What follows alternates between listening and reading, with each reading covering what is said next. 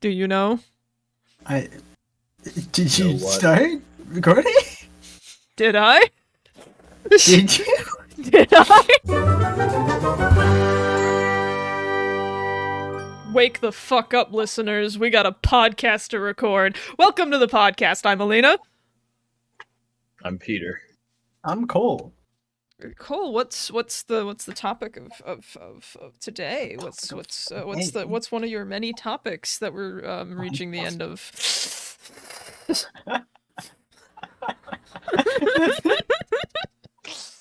Hang on. I had I killed him. I had a bodily function. I killed him. I did it. Don't do that. No, I need to take his consciousness and put it in someone else, and then they're gonna die. No, that would be a bad experience for everyone involved. I don't know what you mean. I'd have a great time. Yeah, I don't think you want to hold my consciousness in a jar. No, I'd hold it in a flash drive. I'm not a robot. I don't know how many times I'm gonna have to communicate this to people. Well, no, you're not a robot, but you could have cybernetic implants in the year 2077 that would allow me to take your consciousness. I'm not gonna live that long, but thanks for being optimistic. I'm just trying to connect to the topic, man. Why you gotta shut me what down? do you mean? I'm You'll be alive. You'll just be old and crotchety. You know, actually, I do really vibe with being old and crotchety. Welcome to the Cyberpunk, the dissertation. Broadly speaking, about Cyberpunk 2077, the video game. More in my head about Cyberpunk, the genre, and how Cyberpunk 2077 deals with the typical themes and trappings of Cyberpunk as a genre. So guess what? I guess what I'm going to talk about first for God, at least an hour and a half, probably. Cyberpunk 2077. Baldur's Gate 3. No, Cyberpunk 2020, the role-playing game. You've taken We'll get there. One more. my familiarity, and you threw it out the window. You played tabletop role-playing games? I have not played the Cyberpunk one. Neither have I. Oh. I know some things about it, here or there, you see. I don't. Not really. But it's okay. Anyway, I just really wanted to touch on this. It's a very minor point. I just want to touch on the fact that Cyberpunk 2077 is very much extremely obviously based on the Cyberpunk role-playing games, which at the time, at its launch, were Cyberpunk 2020, Cyberpunk 2023. There was like a split sort of dealy, if I recall correctly, where we went into I want to say it's 2036. Really? Is that the Yep. title of it?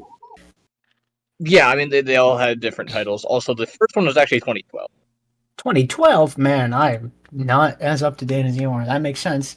Because you introduced me to it, you motherfucker.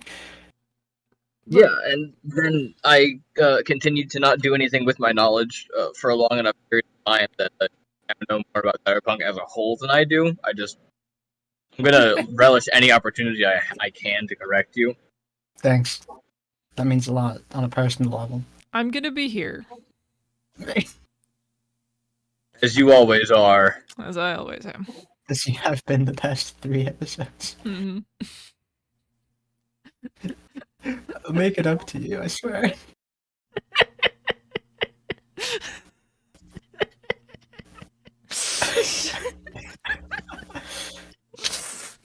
I believe there are 4 editions at the time of the role-playing game. It was 2012, 2020, 2023. I think the 2036 one was called something else than 2036. But I don't remember what that was. Well, that's why we have Wikipedia. That is why we have Wikipedia. Where do you think I'm going? We improvise here. The free encyclopedia that anyone can edit. If you make an Yes. account and get vetted by several other editors, yes. What if I don't wanna? What if you don't want to? Yep. Then you can't edit. Slander. Yeah, so first you have Cyberpunk 2013, and then Cyberpunk 2020, and then Cyberpunk just called version 3, which is set in the 2030s.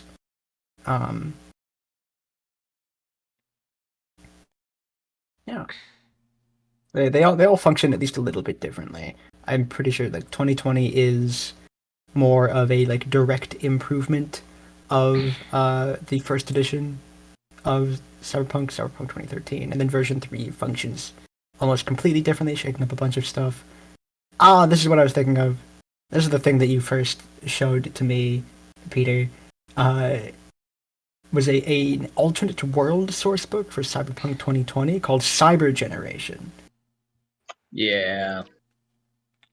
And then with the release of Cyberpunk 2077, there was the Cyberpunk Red role-playing game, probably called that because the video game was developed by a peoples. I'll never guess Red what their people. name. Yeah, they're red. It was CD Projekt Red developed Cyberpunk 2077, and I would be a bit remiss to be talking about the game without mentioning a few things that occurred very quickly. Which were that, of course, Cyberpunk 2077. Fucking Jesus. Cyberpunk 2077. Cyberpunk 2077. I've said this name to myself. Shut up. I've said this name to myself many times in lengthy rants, and You also rant to yourself. yeah. Whatever in the world made you think I didn't?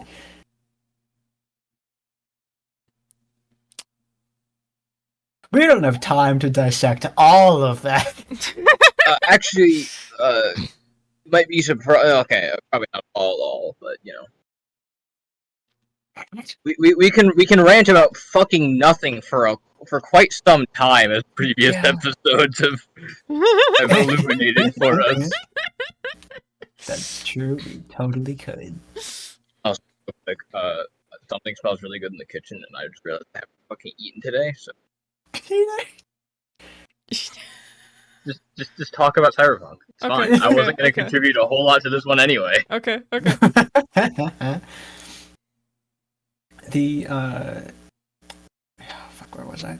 Right, so Cyberpunk 2077, 2077. This is 2077. My god.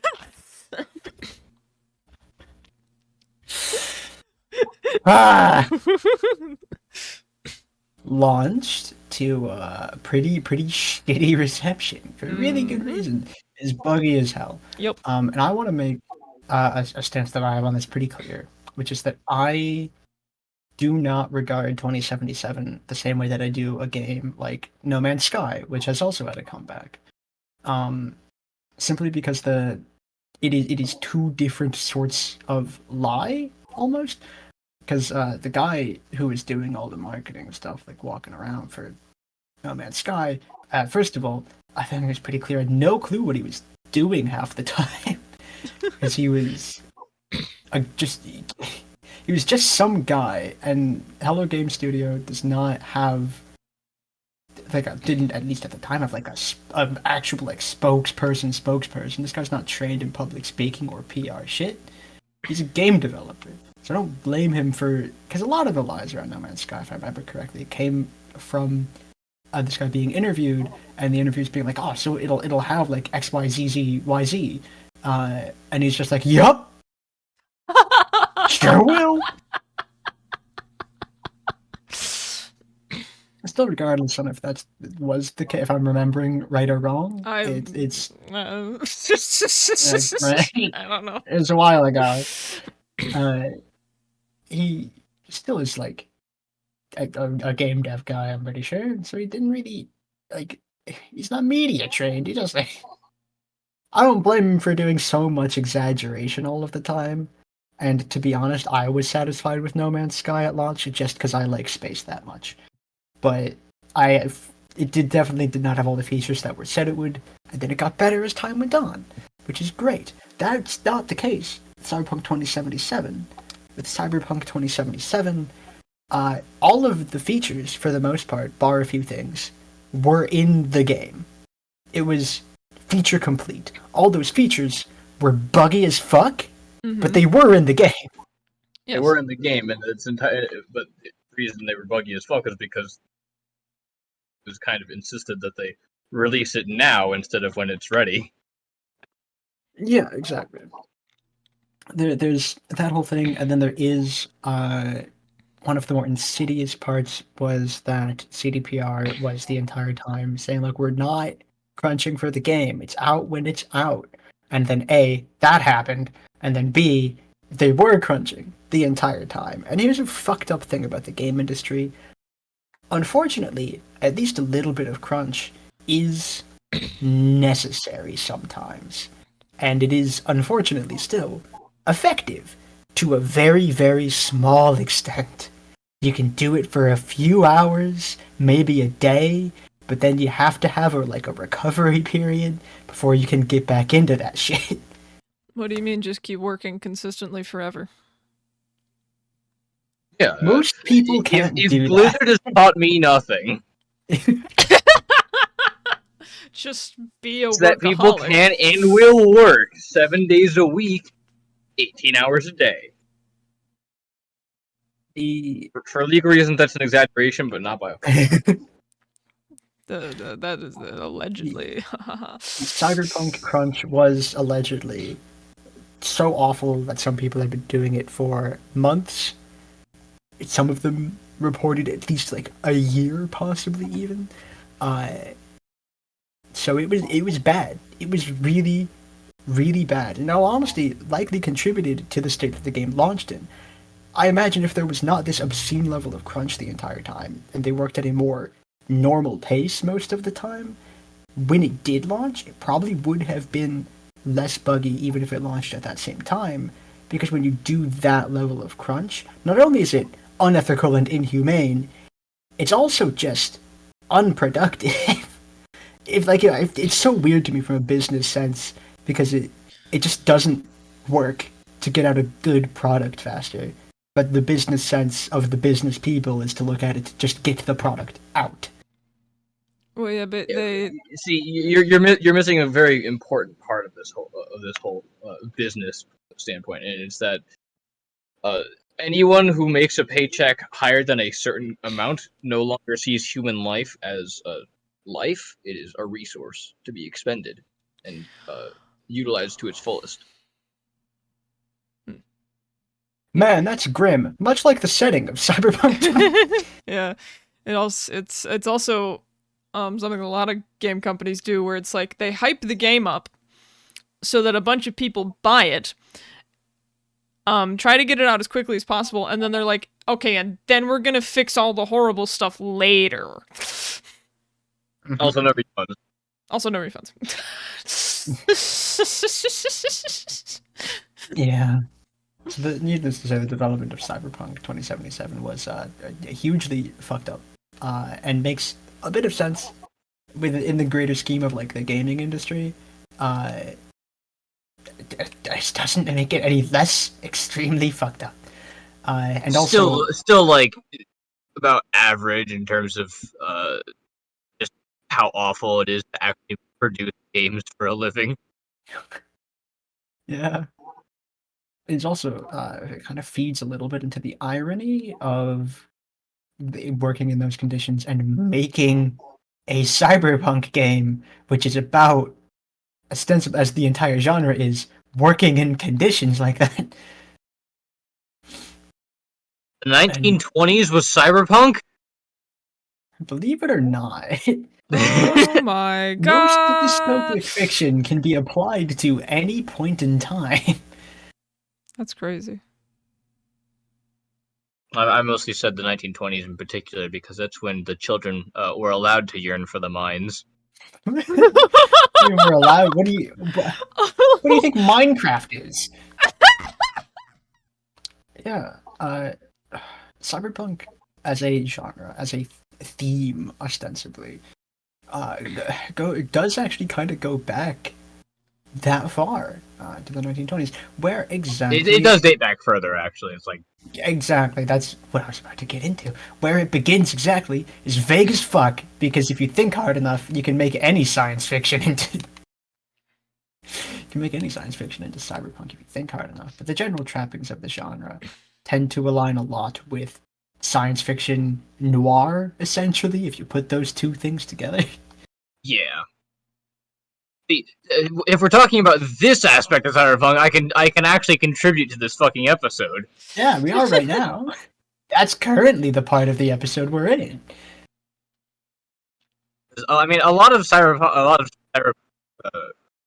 back in the olden days was mostly meant as a cautionary tale with technology, which Yeah, obviously in the year of our Lord 2024, who the fuck gives a shit about cautionary tales anymore? it's the same as a lot of other dystopias in a similar sense of like this is a statement on how things are / how things could become.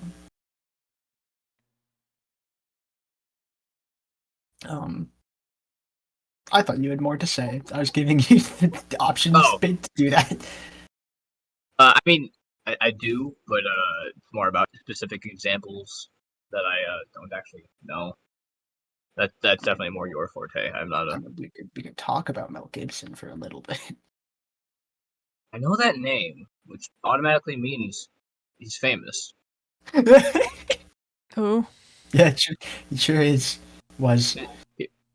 Yeah, was. He was an author of Getting that. something. Yeah. He authored something. Yeah, I think he authored more than one something. Something can be plural.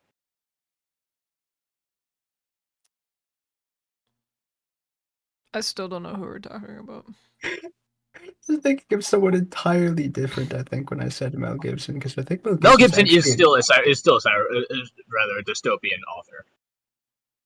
Dude, I was thinking of someone completely different when I said Mel Gibson. I think because I'm looking him up, and Mel Gibson is an actor.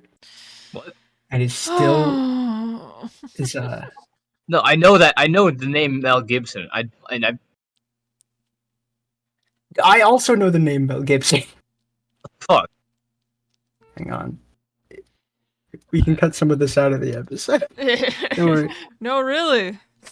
Fuck you mean some of this? I'm sorry.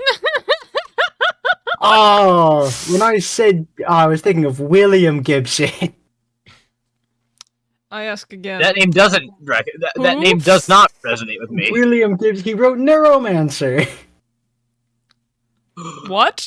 I was gonna give my dad that book for his birthday. It's a really good one. It's considered one of the early modern cyberpunk works. It's the thing that inspired Blade Runner. Okay. I think. No. That's definitely Blade Runner was Electric Sheep. We're getting a lot of stuff wrong today. Yeah, Neuromancer is more sci-fi noir than cyberpunk. Yes. Because if I remember correctly, it is about a telepath who can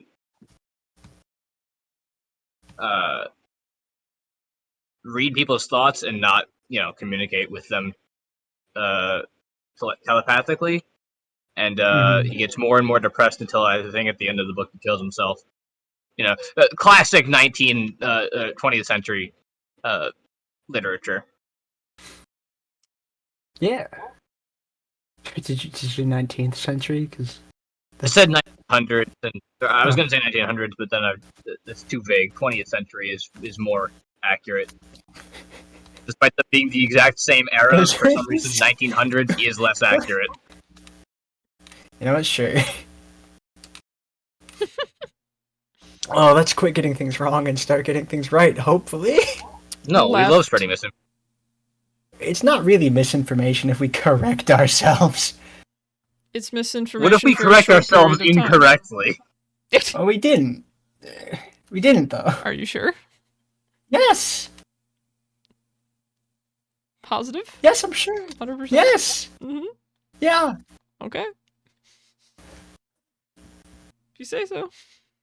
Yeah, William Gibson wrote Neuromancer, which is a work that a lot of people refer back to now when writing modern cyberpunk, despite the fact that it's maybe not necessarily cyberpunk, depending on who you ask. The genre is confusing. Understandable. It's bloody. The genre is covered in blood, and where all the blood pools together. You know what's funny about Neuromancer? What? It was written in 1984. Yeah, it sure was. There's another. And 1984 could also be considered cyberpunk, especially for the time it was written. No, I don't know if 1984 could be considered cyberpunk, because unfortunately we have a whole other type of dystopia to refer to that. I mean, okay. Yeah, 1984. No, Genre Orwellian. defining. No, we call it Orwellian, Peter. Oh, yeah. Yeah, genre defining.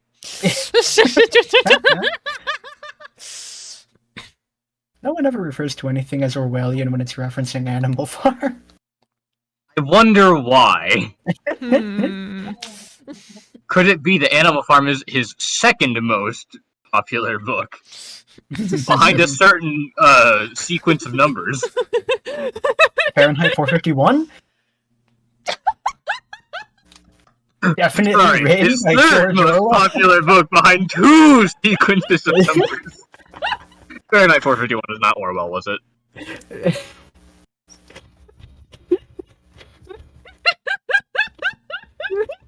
No, that was Ray Bradbury. Stop getting shit wrong. No, but that was a joke! I was joking when I said Fahrenheit Yeah, come 451. on, Cole. What's with the misinformation? We're trying to That one run a wasn't very misinformation, it was a joke, and I was gonna correct serious it. podcast here. I thought it was gonna be. Jokes and misinformation are the same thing. One of them is just, one of them has a punchline given to you. The other does not. It's the punchline of misinformation. The fact that someone believes it. Cyberpunk as a genre typically deals with the crushing, debilitating weight of capitalism. And typically, this is something that the tabletop games phrased in a not so great way. They deal with the concept of humanity, one's soul, and what the fuck happens to it when you fill your body with weaponry. This is something that I think the tabletop games do fumble over a little bit, because the name for the stat that you use to determine how many cybernetics you can have before you lose your mind Is cool. Which specifically, it's the humanity stat, I'm pretty sure, but There is also the cool stat, which does have a direct impact on that. it does. Yeah, it does. There's a cool stat. There's a cool stat, and it does not determine how. Well, it kind of does determine how cool you are, actually. It's more referring to charisma, but it wants to Mm. stick with the cyberpunk jargon. I mean, listen, this was the 80s when this was Yeah, first it made was as also well. the 80s. Punk in my 80s? Could have never guessed. Punk in my 80s looks at the 80s. Or more likely than you might think.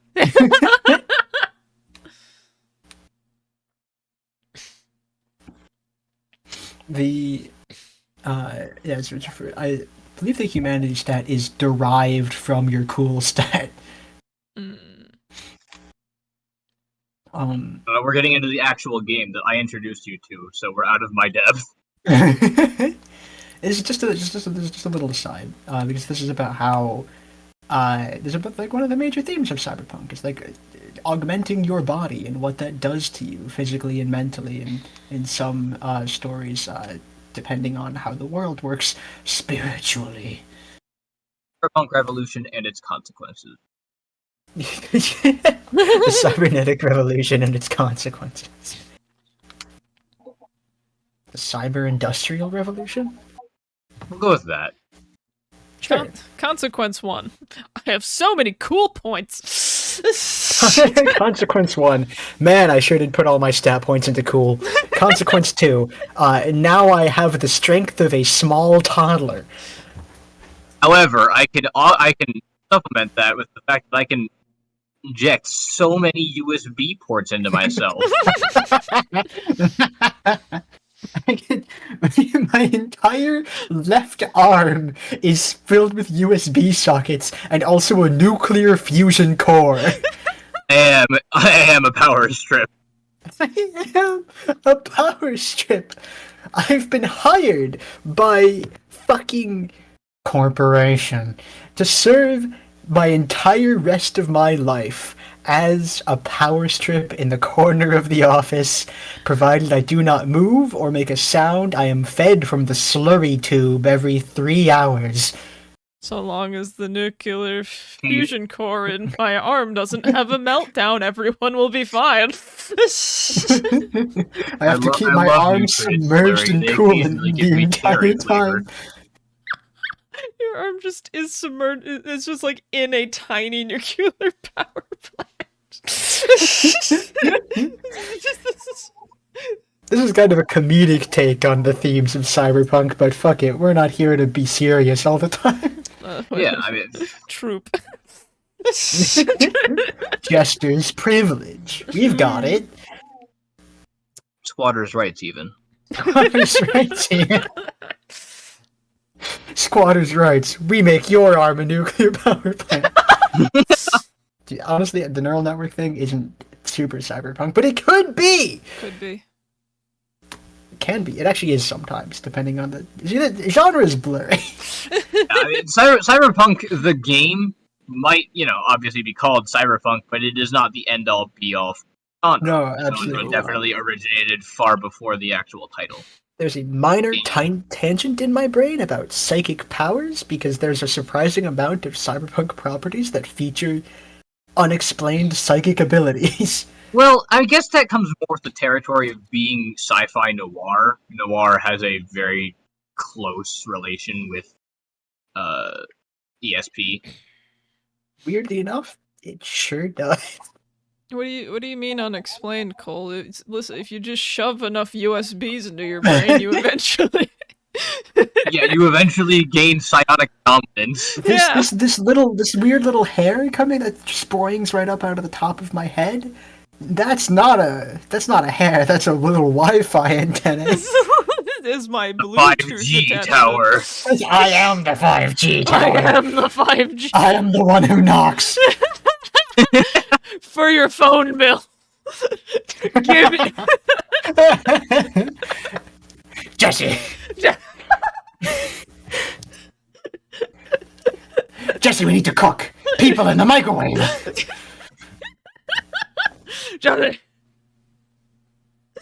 Jesse, I need to get everyone's 5G Wi-Fi bill. So the Cyberpunk tabletop game has a stat called Humanity, and that roughly determines how many cybernetic implants you have. Now, I will say that this does run into a slight, sort of vague, moral ethical issue, where just having a cybernetic limb puts a drain on your Humanity stat, but I would like to say that in the context of the game, it makes more sense. It's not just a weird ableist thing, necessarily. Because obviously having a prosthetic doesn't make you less human, inherently. That's not how stuff works. Because in the context of Cyberpunk, the video game, and Cyberpunk, the tabletop game, but Cyberpunk 2077 does not refer to this as humanity. It's forgetting the term right now, but it's referred to as something else that's just like a limit on how much cyberware you can safely install in your body. Instead of humanity. The reason it's called Humanity in the tabletop game is because, as a part of the game, you're going to be fighting people, and so it's expected that what you're getting installed in your body is weaponry. And so it's not necessarily the idea of a prosthetic limb makes you less human, it is the idea of you are actively turning your body into a tool for your job, which is mercenary shit. Nice. And that might be kind of a drain on the concept of humanness. Well, you're telling me killing people for money is I would say it is fine and moral? I would say it is inhumane. But No. what if You're they have welcome. more cybernetic implants than me? Yeah. What are you gonna kill them and Your harvest Honor, the metal? Your Honor, I didn't kill them. I euthanized them. They had more cybernetic implants than me, therefore they clearly wanted to die. Yeah. Your Honor, this person had enough cybernetic implants that their humanity score was 0. And therefore are not legally a person. Yeah, and therefore I had every right to tear him to shreds. No, see, this is where the concept of using the term like humanity for it runs into a few problems, because these are very real events that have occurred to people in the world. Where they are denied the concept of humanity and therefore executed like vermin because they're not seen as people, which is why I do tend to prefer the term like using the word of like limit, just like cyberware limit works easier. Also more clear in its language. Yeah. A little bit. But broadly speaking, the use of cybernetics in Cyberpunk being a drain on one's soul / mind / humanity is much more about the idea of this cybernetic limb you've got is not owned by you. It is a part of your body, but you are, legally speaking, renting it. And have to pay for like every finger motion you make. When you're not allowed to flip someone off because it's against the terms of service. Or at the very least, it'll come out of your wallet. Yeah, and then you have to pay for a TOS violation.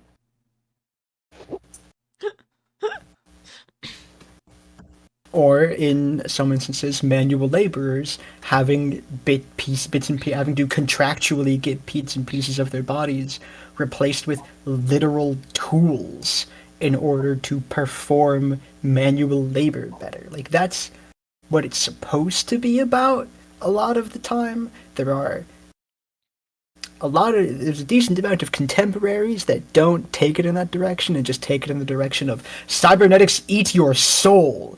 Any kind of cybernetic devours your mind whole and makes you not a person anymore, which is not the point.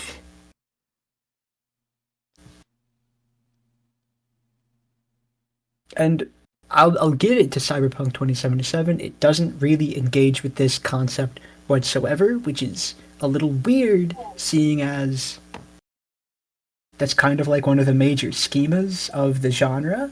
Cyberpunk 2077 is not a game I would call cyberpunk a lot of the time if it didn't have it in its title, because it doesn't really engage with a lot of the themes earnestly, and it at least not, and also not within like its main story. It's not really concerned with the things that cyberpunk is typically concerned with. But as I've said several times by now, genre is bloody and muddy and vague as fuck. So it could be, I guess, but it's not what I would consider it, because Cyberpunk 2077 is much more a story about like the nature of life and what it means to die. That's what its main story is concerned with. Over anything else, the nature of life, the concept of survival, and what that means in the face of inevitable death. Because you're gonna die, inevitably, in the game. In fact, the end of Act 1 is you dying the first time. Hooray! Yay, death! See, Cyberpunk 2077, story in brief. Synopsis that you would see on the back of the game box, essentially. Excuse me, you play as V. A mercenary. Sorry, I had air in me. Apparently doing a synopsis shorter than 30 minutes kills Cole. It hurts physically. You play as V, a mercenary. You can decide a variety of different things about V at the very beginning, such as things, really just 3 big things about their history in the past. Depending on the background of, like, were you raised in the streets of Night City? Were you from the corporate life until you lost everything and are now a mercenary? Or were you from outside the city and recently came here and are now a mercenary in the city? All roads lead to mercenary. Those are the 3 options, by the way. Yes, your 3 options of mercenary, mercenary, mercenary. The 3 options are how you became a mercenary. I know, I just think that it just reminds me of those, like, meme charts where it's just like, did you do the thing? No, you should do the thing. Okay, did you do the thing? Oh, the fucking flowchart. Yeah, they all just go to the one point.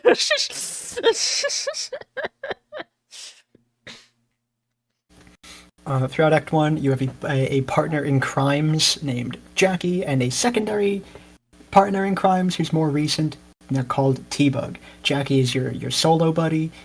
Solos are, like, big guy mercenaries. They do a lot of in-person fighting. T-Bug is your netrunner. She does all of the, like, internet stuff. Lots of hacking for you. The hacker. Your V can fill any other possible niche. You can have them be another solo. You can have them do other netrunner stuff. You can have them work, just, like, stab a lot of people with swords and stuff. Believe it or not, the sword hasn't gone out of style still. Because when you can augment your legs to move you faster than a bullet, why would you bother with a gun? I mean, if everyone else augments their legs to be faster than a bullet. It's expensive, man.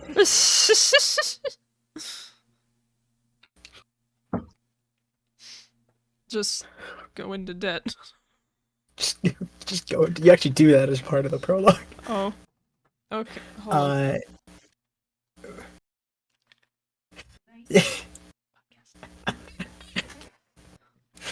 You go through the opening. You do a variety of jobs here or there before Jackie lets you in on the fact that he's gotten a major score from a major fixer in town, Dexter Deshawn, who's giving you the opportunity of a lifetime. Now, Dex has been out of the game for, like, 3 years, which is not a good look, and he's looking to get back into the game. The game being Cyberpunk 2077, but contextually the game being crime.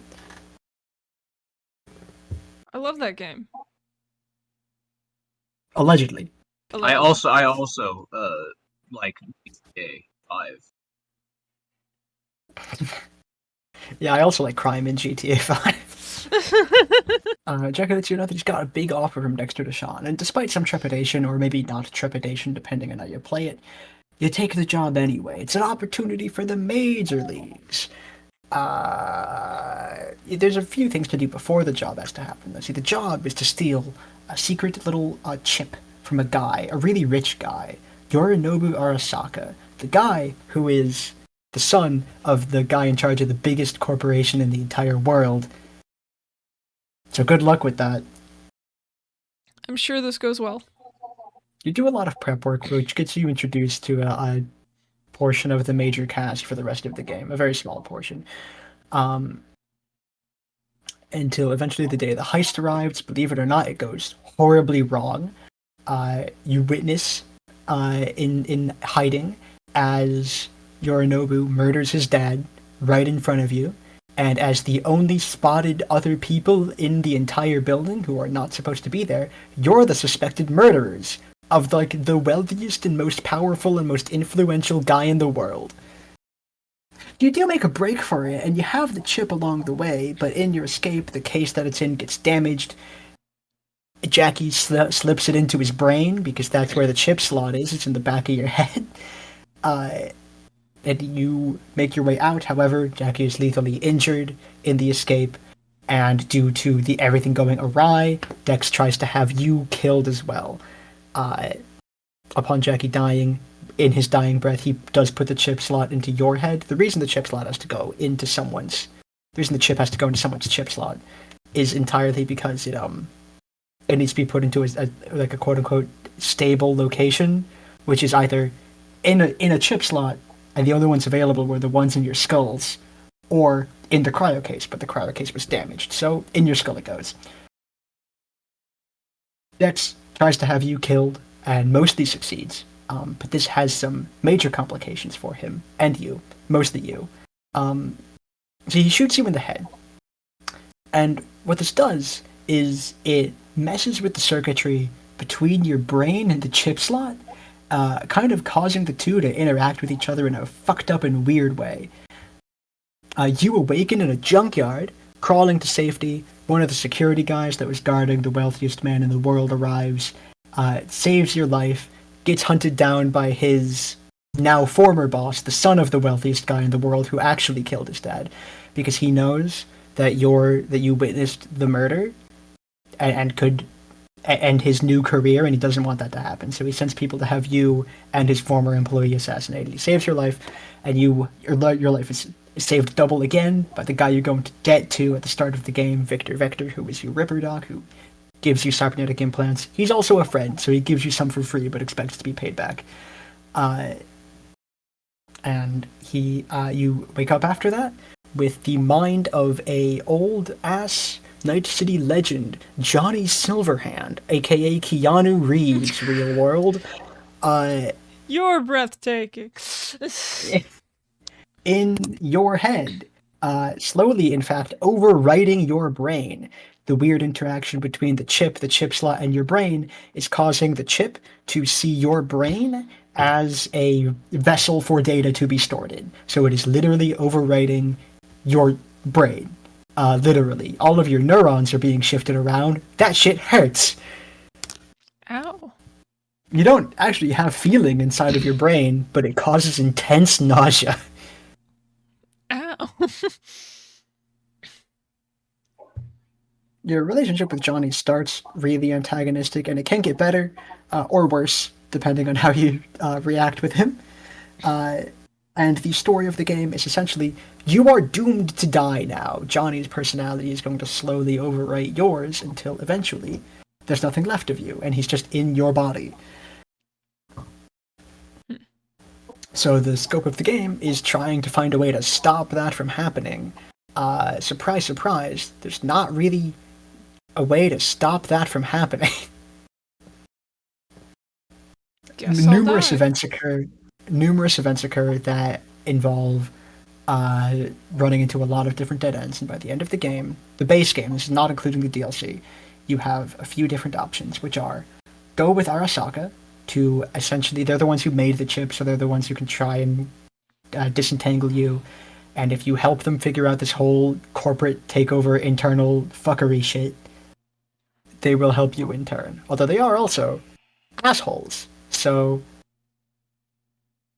it doesn't super go well for you in that ending. If I recall correctly, you do end up in a psychiatric ward for the rest of your life. That sounds fun. Hooray! It's you are not doing well after that point in time. You can't even solve a 4-block Rubik's Cube. Oh no. Like, the relationship between your mind and your mental state and your memories and your body is all really jumbled up. But they did save your life, technically. You can choose to have your mind saved in an engram until the point where technology advances to where they can properly disentangle your mind from Johnny's. That's another option. You do technically die, but it's a form of survival. There's my favorite ending, even including the DLC one, which I may or may not talk about, where you where you don't choose to choose either of those things, and you just leave. You leave Night City. You join a group they're called nomads. They're the people who don't really live in any major city. They just go from place to place, like nomads. You leave Night City, and you're looking for other ways still to get rid of the chip, but you have accepted that you will probably die from it. There's one where you do just let Johnny have your body. And there is there's one where you can send yourself beyond into the internet, becoming a cyber ghost with unlimited power. But it is still a form of death because you're not the same person afterwards. And Johnny does get your body in that one too. You can choose to recreate what Johnny did 54 years ago, where he blew up Arasaka Tower with a miniature nuke. You can choose to do that same damn thing and die in the process, but your name will go down in history. There's a whole lot of different options here, and they really do cleave to the concept of, will you accept that you are going to fucking die, or will you cling desperately to life like the fucked up animal that you are?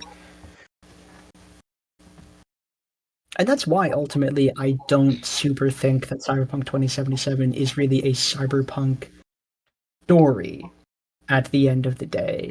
Because although it does superficially have a lot of the cyberpunk elements, at least stylistically, it doesn't play with them a whole lot. It doesn't really engage with them.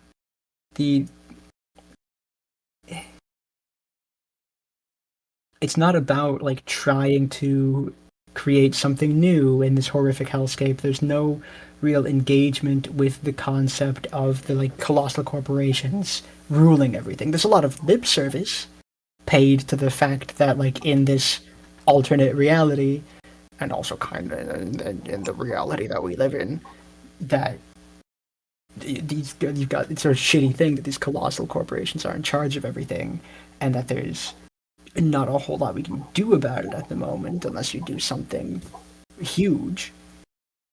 Not necessarily, putting a nuke in the middle of a city and exploding it and killing everyone in the city almost huge, but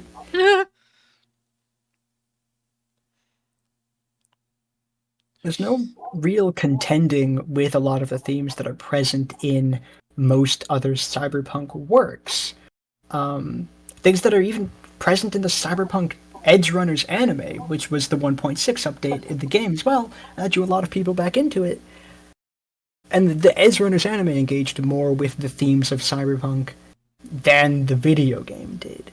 I'm not saying it doesn't work in this kind of setting. I'm not saying I actively dislike the story. I just personally would not really classify the story itself as a cyberpunk type of story, because it doesn't really engage with it as a concept. It uses a lot of science fiction in it. It uses a lot of things that are related to cyberpunk, but it doesn't really engage with cyberpunk as a concept. It doesn't really use any of the things that are unique to it as a genre.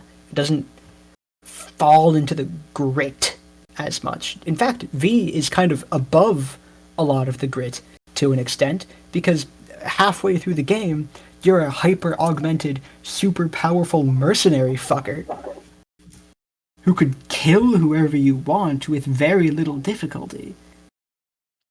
Or not kill them, but let's face it, you're gonna kill them. Kill everyone. Inject forks into your fingers to become a murderer. That's what the mantis blades are. They're just forks on your... Hands, person, a mantis, go, do crime.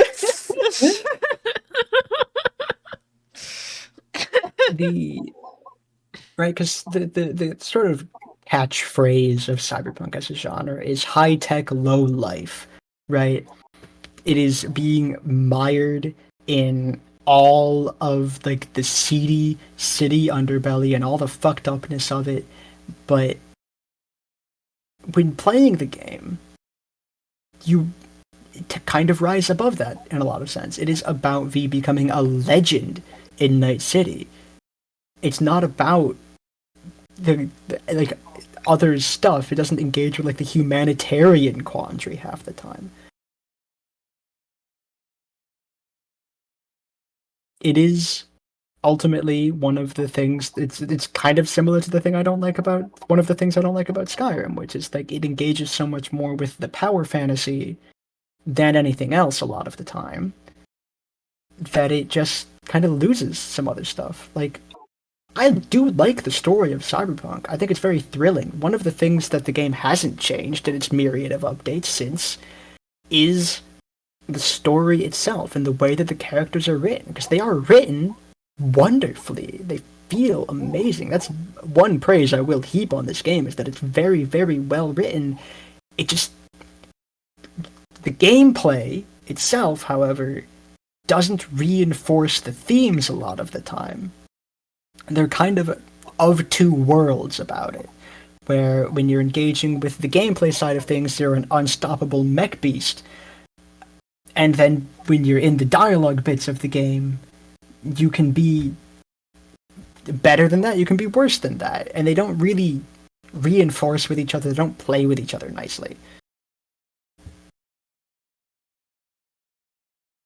Mm.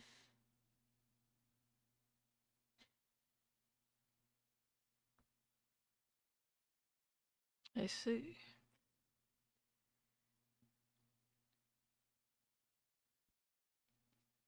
And the DLC does engage a lot more, however, with Cyberpunk as a theme, but also kind of less, in a sense. It's where I think that kind of line is exacerbated a little bit, because the gameplay element is still there, and the DLC includes plenty of things that make you even more ridiculously powerful. Here's a little lore thing for you. Within the world of Cyberpunk, about 50 something years ago at this point, the internet was destroyed. A guy named Bart Moss, that's his last name, I forget his first name. Oh no, I never remember his first name. His first name is Roche. Roche Bart Moss. One of the names of all time. Released a virus that literally demolished the internet and made all of the AIs that existed at the time either go insane or released a bunch of ones that were already insane. And so in order to protect people and also what remained of the internet, the organization Netwatch was founded by the new United States of America. Because yes, there is a new United States of America in Cyberpunk. Ah, yes, my favorite country, Noosa. Every time I read it, I do call it Noosa. Noosa. In my head, everyone refers to it as the NUSA. I'm like, nah, it's Noosa. It's Noosa. Calling it anything else is unjust or like, and therefore wrong. The organization Netwatch created the Blackwall, which itself is also an AI, but a tamed one, essentially, that is safe for human interaction, to keep all the other ones out of, like, different pockets of the internet. So there are these little pockets of the net, and in the DLC, you can gain access to both a gun and a cyberdeck. A cyberdeck is the thing that gives you access to these isolated pockets of the net and it's the hacking system. Hacking! You can gain access to a gun and a cyberdeck that have creatures, AI from beyond the black wall, either infused in them, or it's been touched by them, or it's been worked with them in some way, shape, or form, but they talk to you when you use them. You gain access to these fucking ridiculous things that are fundamentally beyond human comprehension because it's just pure data. So, like, in the gameplay side of things in that game, in the DLC, you are more ridiculous than ever. In the story narrative side of things, it's this harrowing tragedy that you can do fuck all about. Cyberpunk 2077 is really one of the instances of RPG video games where I feel the dissonance between gameplay and story so strongly, because you can do ridiculous, incredible things in the gameplay, and to an extent the story, like you can do those in boss fights because those are gameplay. But in like cutscene bits or story bits, you can't do those things. The DLC does deal with Nusa, specifically their answer to the sort of thing that Arasaka was working on, because Arasaka was doing the engram shit, right? That's how you get Johnny Silverhand's mind in your brain. He's an engram of his old self, and he is, it's a digital replica of a dude, and it's, that shit can be kind of ridiculous because it can kind of grant a form of total immortality, provided that you have a literal backup hard drive of your brain. And you can just plop that into a computer and become ridiculously powerful. You can apparently forcibly infuse it into someone else's brain to take over their body. All kinds of ridiculous shit. And so the answer that Nusa has, that Nusa has to it, is taking a really skilled netrunner and infusing her with all kinds of cybernetics in order to make her do it even better. Literally, when you meet her, basically everything from the neck down is just wires and cables. All she still has is her brain, because that's the thing that you can't fully replace in Cyberpunk. But you can put USBs into it. You can put USBs into it. Well, they don't go into the brain. They connect to the brain through your nervous system. In fact, the problem with V is that the chip slot is now directly connected to the brain and is injecting data right into it. Slaps roof of V. This bad boy can fit so many data chips in it. Slaps V in the face. Gets murdered 17 different ways.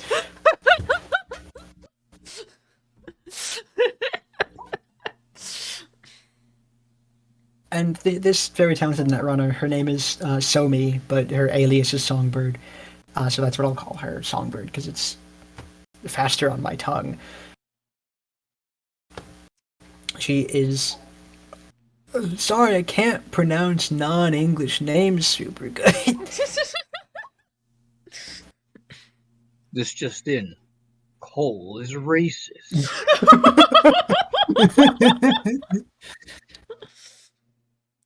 Not necessarily. Cole could just be xenophobic. I'm neither of these things. The NUC has filled Songbird with all kinds of cybernetics that make her really good at her job of net running. Here's the thing. She's so talented that she can poke beyond the black wall. This has done a big number on her mind, because holy shit are those things beyond human comprehension. At the start of the game, not the game, the DLC, she asks V, as a space shuttle is crashing, to use it to rescue her and also the president of Nusa, in order to rescue them. Over the course of things, numerous different conspiracies unweave. There's a lot of layers to it I'm not going to go into, but you can try and help Somi leave, or not, or kill her. There's a bunch of different ways to go about things. Depending on how you've done things, she might want you to kill her actively, because she's been re-subjected to horrors beyond her comprehension and can barely think anymore. I'm here to take you down, please. Please He's not do even it. an enemy at that point in the thing. Oh. You would That'd be be like, funny, I'm here though. to take you down. She can be an enemy later, because you're doing all of this, V is doing all of this, in order to continuously still try and get a cure. That's what Songbird tempts you in with her message. Is like, hey, I have a possible cure for you. Do this for us, and in return, I'll do it for you. And technically, the NUSA, Nusa, does have a cure for your bullshit. But Is that cure a bullet? no. Songbird also claims that she has a cure independently, but here's the thing: the cure that she's supposing only works once, and she wants to use it on herself to help her regain a semblance of her mind. She doesn't tell you this; she betrays you at the very end. Yippee! Woo! Betrayal. If you return Songbird to the Noosa, she hates you, but she doesn't have a brain for super long afterwards, so she doesn't hate you for very long. And Noosa does indeed go through and sorting your problem. According to the government, the problem was remedied by removing the majority of cyberware in your body. You're just like a normal dude now. And in this ending, you get kind of roughed up by like two random gang members after you've been in treatment for 2 years. You've been in a coma for 2 years. NUSA, Noosa, and Militech are running rampant in the streets of Night City as they essentially go to war with Arasaka, starting possibly a 5th corporate war. Hooray! V has, over the course of the 2 years, lost the majority of their friends, except for Victor Vector, the Ripperdoc, and Misty, Polish last name I can't pronounce. And or won't. More at Won't. 11. Won't try. I also don't remember it, I just remember that it's Polish. Wow. Her last name's mentioned like nowhere in the game. Wow. I read it once in a document somewhere. Wow. Pulls racist thoughts aside.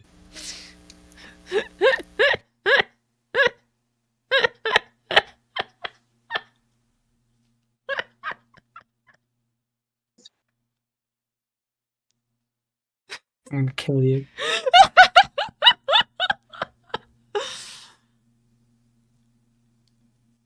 He's also violent.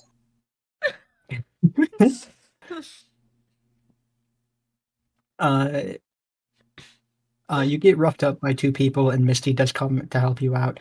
The thing I don't like about this ending is, first of all,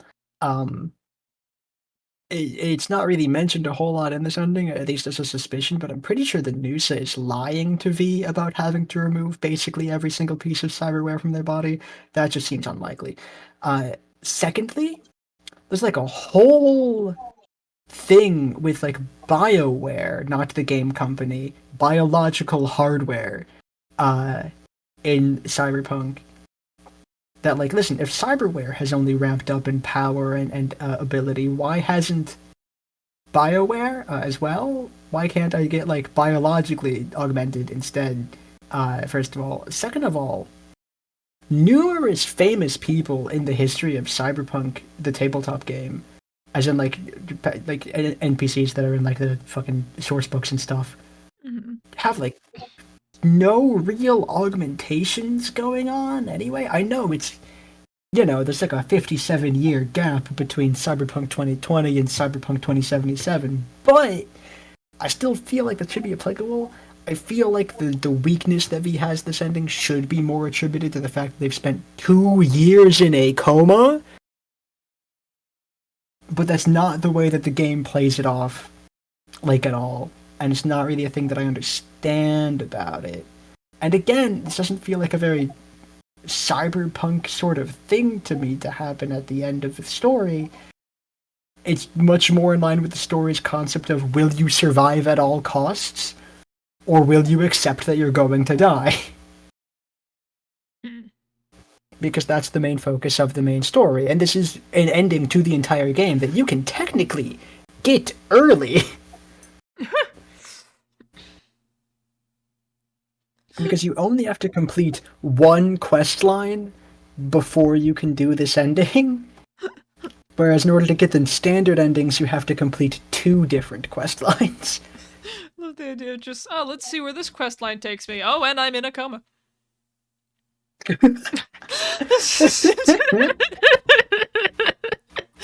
Oh. further augmenting the fact that I think this is not one of the greatest endings of the game is the fact that it's also referred to as the Tower ending. There's a whole thing in this game with various tarot cards and symbolism and whatnot. Specifically, the Tower in tarot is a card of disaster. It foretells of a horrific, big, impending change for the worse. And I think this probably spells it out for, like, not necessarily just V, but, like, the world state as a whole. Because, like I said, when you do that, when you hand Songbird back over to the NUSA, NUSA, and they use her net running skills to poke beyond the black wall and get crazy shit to happen, they're gonna go to war with Arasaka again. The 5th corporate war looms on the horizon. Do you know what happened at the end of the 4th corporate war? Nuke go The bird? internet exploded. Oh. That's why Bartmoss did what he did. Ah. Part of the reason. It's one of the ones listed. Reason 1, the war. Reason 2, I just don't like the internet that much. Reason 2, I hate Tinder. I hate Tinder. Reason 1, war. Reason 2 may shock you, but it was Rule 34. I had to get rid of it. I couldn't take it anymore.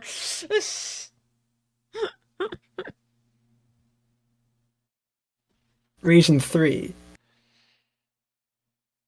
Shrug. Reason shrug emoticon. Reason 4. Image of shark biting the underwater internet pipelines.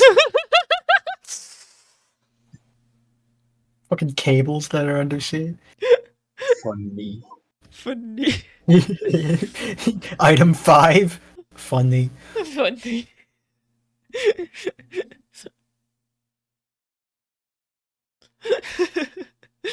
Yeah, that's roughly the game, the themes therein.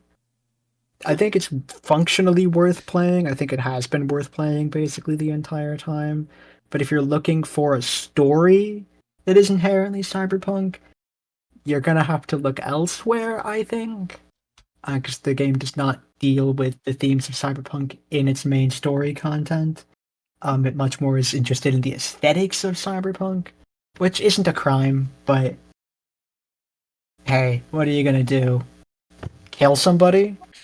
I'm not a fucking chromed out mercenary. Now, if you want a story about slowly turning into Keanu Reeves, That's your fucking. that's That's If you game. want to absolutely the game have, to play. if you want to have fictional internet beef with a guy played by Keanu Reeves, this is the game for you. If you want to watch a hologram of Keanu Reeves roll off a construction girder that's being held by a crane and vanish as he hits the ground because he's a funny guy, this is the game for you. That was actually one of my favorite. Because once Johnny realizes that he's like a hologram to you, he starts fucking around with it. And that was one of the things where I was at a construction site having a conversation with a major NPC, and he pops up in the background to make some snide remark. And then when he felt like leaving, he just rolled. He was lying on his back, and he just rolls over off the side of the building and disappears.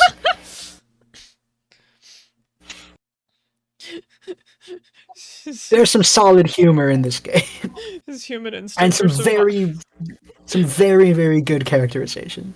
his human instinct for survival kicks in, so it's just, he says the thing and then he rolls out and like, ah!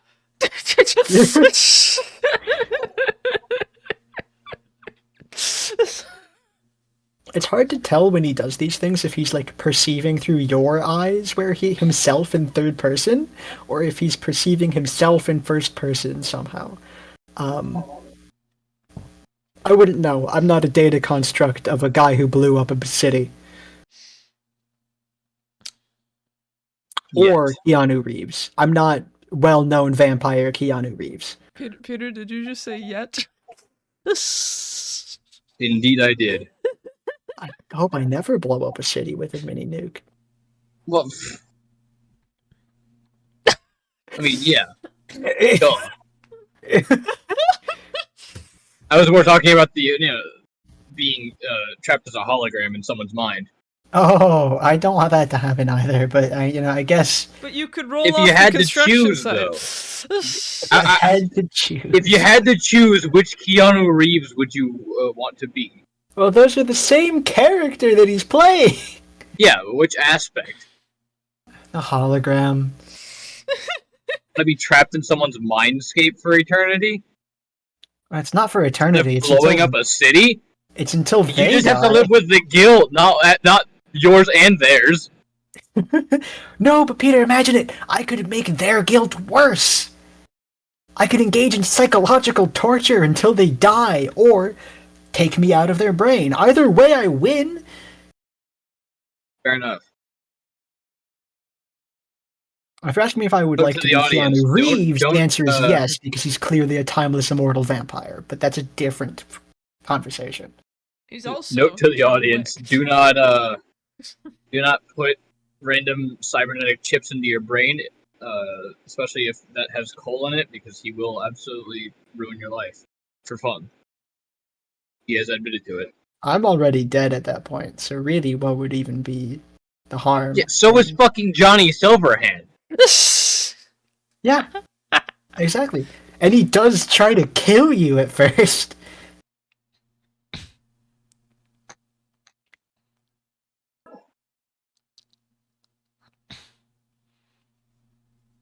But he fails. He does fail. And he apologizes. Well, he doesn't really apologize. He lets you know that he won't fail next time. No, he he lets you know that he's done some thinking and moved on from the idea of trying to have you be killed or dead. He wants you to live now, because if you live, then he can accomplish his goals through you, and maybe possibly get him out of your head and into someone else's head that he doesn't care about. And then he forms a Not to say connection he cares with that about you at person, that and point then- in the story. That's at the beginning. That's at the beginning of the story. That's before he cares about you at all. He just ends up And in he might this- never care about you if you hate him the entire time. Sorry. He just I'm ends done. up in this endless cycle of like going into someone's body, starting to care about them, trying to get into a different body, going into the different body, starting to care about that person, going into another I body. have to go do something really quick, but I think this is the end. I have nothing more to really say about the game. So Peter, you can if you want, you can play a sound effect while I go. I gotta go do a thing. I'll be right back. Sound effect. We're not. We've still got like. It's been an hour and a half. Yeah. Not even. Sorry, man. I'm out of most of my shit. I have to go do a thing anyway. We I'll can be talk right back. about other fucking cyberpunk I media. have to go do something. I'll be right back. Figure out you. I'll be right back.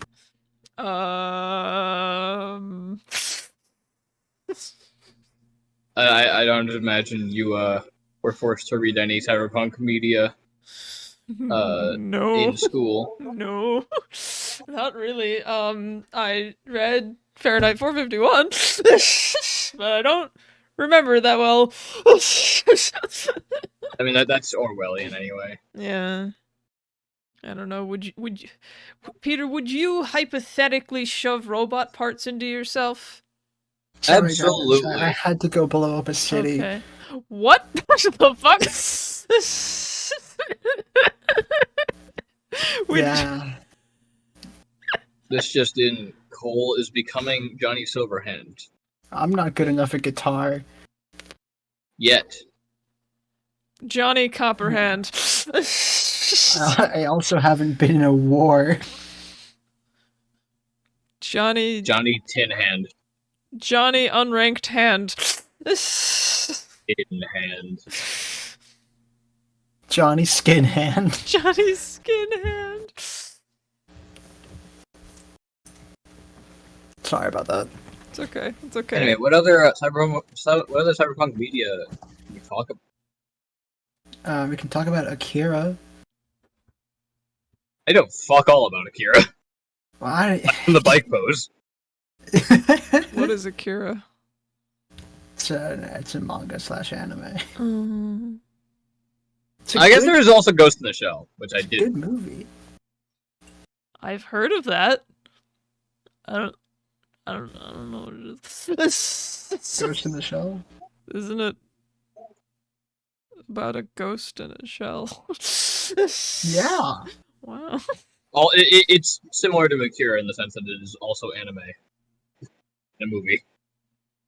Although I guess there was a live action movie with bad Scarlett one. Johansson, I think. Yeah, with Scarlett Johansson. I didn't say it was good. I said it existed. I didn't watch it, so I also couldn't. Same. I didn't hear anything about it either, so I just assumed it faded into obscurity. And It did. I think I saw some ads for it years ago, but I didn't register. There were a lot of ads for it.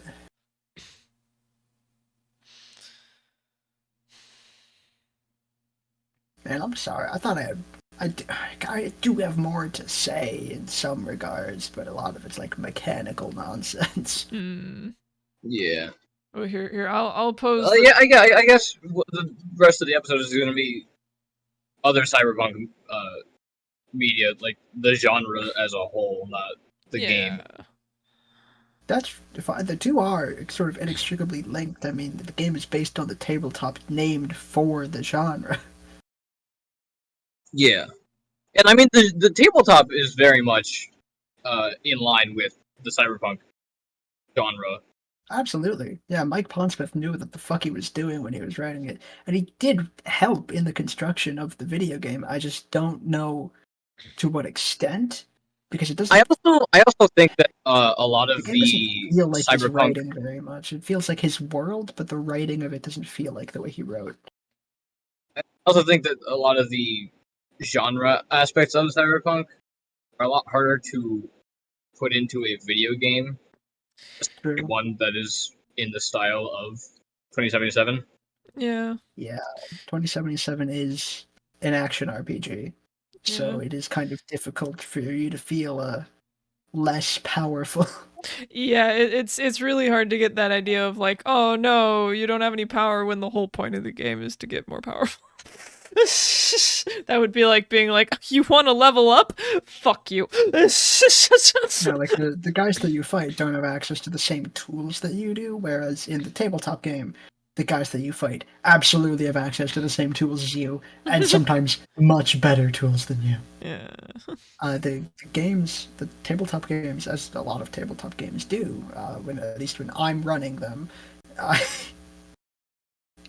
you're going up against threats that are much, much larger than you in a social sense, in a monetary sense, in a physical sense, a lot of the time.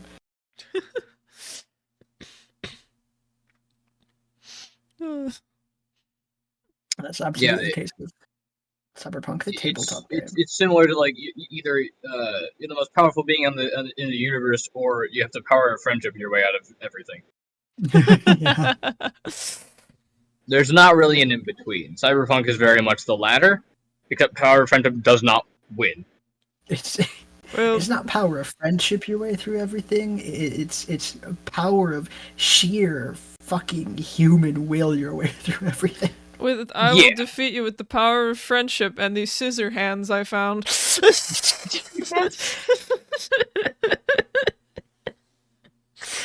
Fucking Edward Scissorhands. Because in Cyberpunk, the tabletop game, a lot of the things that you're contending with are the like big fuck-ass corporations, and so you're dealing with an opposition, with an enemy that is so much inconceivably more powerful than your little group of fuckos is, that really you're like scratching and clawing for any kind of advantage to just get this one operation done. And you do go against corporation in Cyberpunk 2077, but not in like a similar way whatsoever. Like I said, you are a hyper powerful Borg beast. You can annihilate basically anything in your way. By the end of the game, even someone like Atom fucking Smasher, who is 98% metal, and all of that metal is military grade, with the sole purpose of destroying anything in his fucking path. He's not easy by any stretch of the means, but he's not super difficult really either. Wait, what's his The main name? difficulty comes from the fact that he has Adam like 3 health Smasher. bars. I thought Adam Sandler. Whoops. Adam Sandler? Adam Sandler, Adam the greatest threat to any and all to be in the Cyberpunk universe. Fucking Adam Sandler. The big bad mercenary hired specifically by Arasaka to serve as the personal bodyguard of Yorinobu, the guy who accepts any mercenary contract as long as he's allowed to cause as much damage to the surroundings and nearby people as possible. Yeah. Yeah, that Adam Sandler. Yeah, That's Adam Sandler. Sandler? Yeah. The guy from the movie Grown Ups Yeah. is also that guy. Yeah.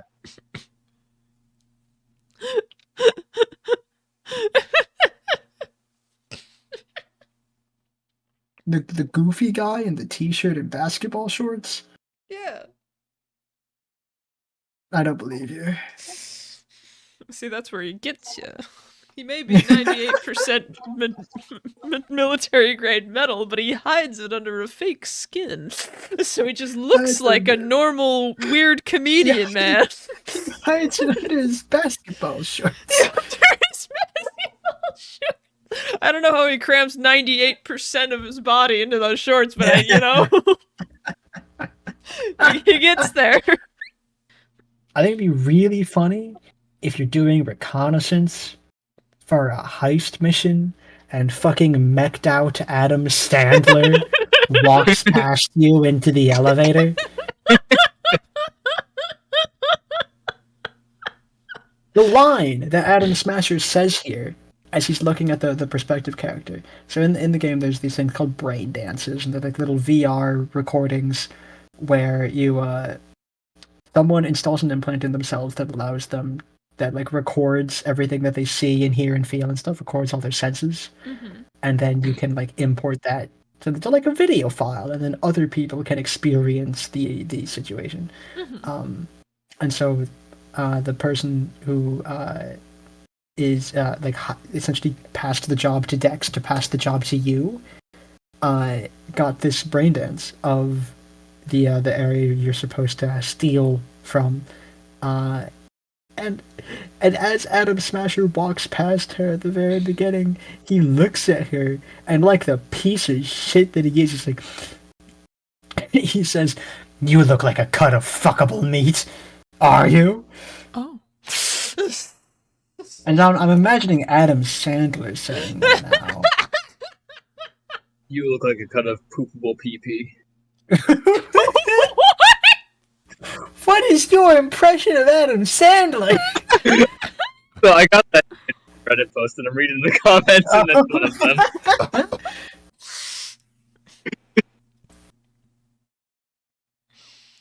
Oh my god. Honorable mention to the one saying that there needs to be an accompanying Robbie Schneider hand.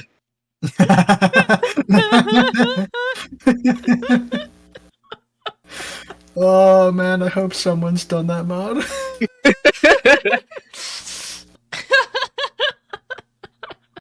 How did they look at this guy and go, I know a good name, Adam Smasher, and no one in the room thought Adam Sandler. Oh well, no, because he Adam Smasher is from the original tabletop games. So is Johnny Silverhand. Oh, okay. Now Adam Smasher has lived that long because he's 98% made of metal. Now here's the real Johnny Silverhand has lived that long because he hasn't lived that long.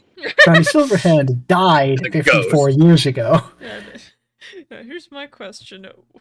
What came first, the tabletop or the Adam Sandler? When was Adam Sandler born? Here, let me look. He's like 40 now. At the very least. Adam Sandler born. Let's see. 1966. So he is younger than the Cyberpunk tabletop. He predates Adam Smasher. I think we've run out of topic.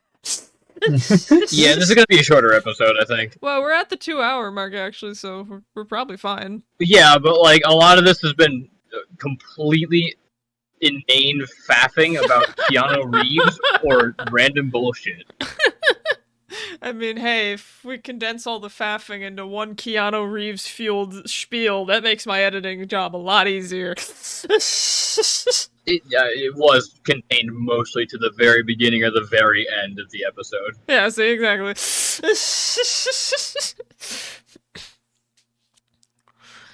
Alright, well. Peter? Oh, right, yeah.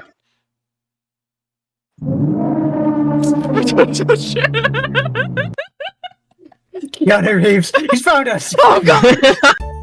If you subscribe, we can either get the Keanu Reeves out of your brain, or put the Keanu Reeves in your brain, depending on what you want for yourself. One of those will end in your death, though, so,